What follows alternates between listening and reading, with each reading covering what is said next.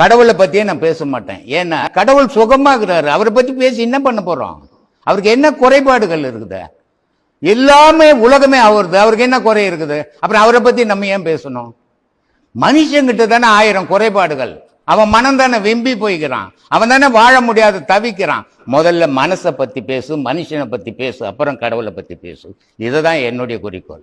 மனிதனுக்குள்ளதான் கடவுள் இருக்குதுன்னு சொல்லிங்கிறேன் நான். கடவுள் என்றவன் கடந்து நின்றவன், கடந்து உள்ள போறது இல்ல. கடந்து உள்ள போறது ஆன்மீக உயிர்.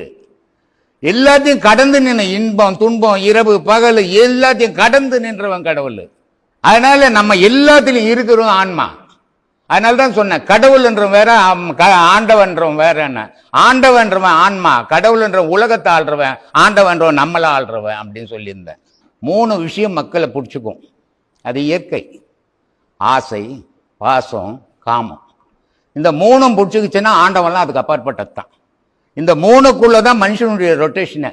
இதையும் கடந்து அவனுக்கு எப்போ அந்த கடவுளை தேடணும்ன்ற ஒரு ஏக்கம் வரும் அப்படின்னா அவன் எதுலையாவது ஒன்று ஃபெயிலர் ஆகணும், அடிப்படணும்.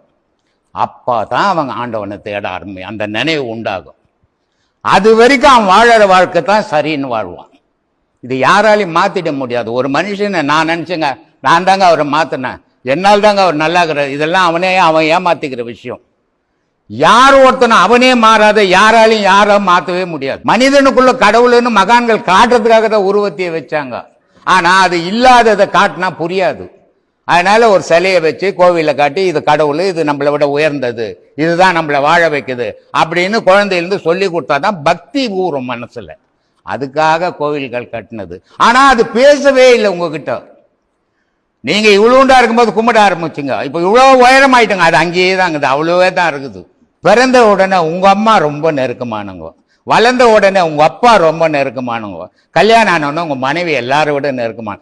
எல்லாரும் தனித்தனியா வந்தோம், எல்லாரும் தனித்தனியா போய் தான் ஆகணும். இதை யாருமே கட்டுப்படுத்த முடியாது. இதனால தான் சொல்றது உலகத்தினுடைய ஏக்கம் விதியினுடைய முடிவுன்றது. நான் ஒருத்தர் துக்கம் ஒரு சம்பவத்தை எடுத்துக்கிறது மனசு, ஆஹா இது சந்தோஷம் அப்படின்னு எடுத்துக்கிறது மனசு.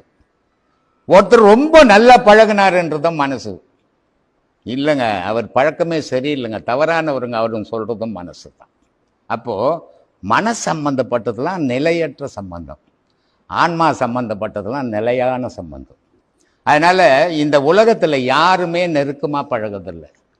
உலகமே நெருக்கமா தான் இருக்குது, உலகமே நம்மளை விட்டு பிரிஞ்சு தான் இருக்குது. அதனால இது நம்மளையே நம்ம ஏமாத்திக்க கூடாது. பழகினா பிரிஞ்சிட்டாரு அவ்வளவுதான் அப்படின்னு போனால் உங்க மனசுக்கு துன்பம் இல்லை. ஐயோ போயிட்டாரே நினைச்சீங்கன்னா துன்பம்.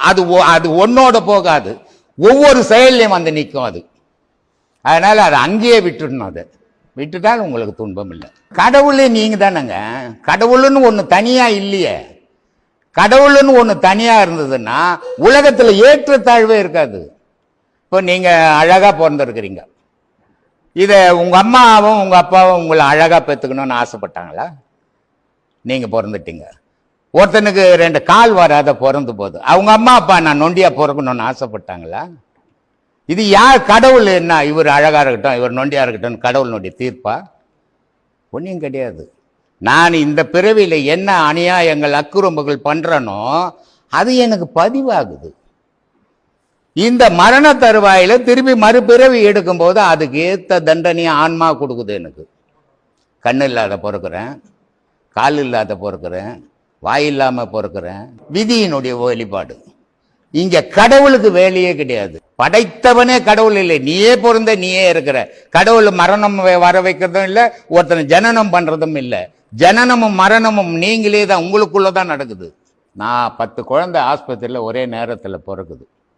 அந்த குழந்தைக்கு எது பணக்காரன், எது உயர்ந்த ஜாதி, எது தாழ்ந்த ஜாதி, எது ஏழை தெரியாது.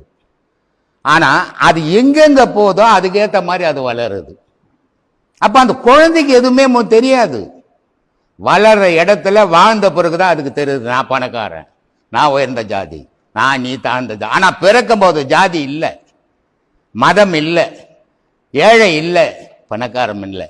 அப்போ மன சம்பந்தப்பட்டதான் இதெல்லாம். இதுதான் விதிவாசம்ன்றது.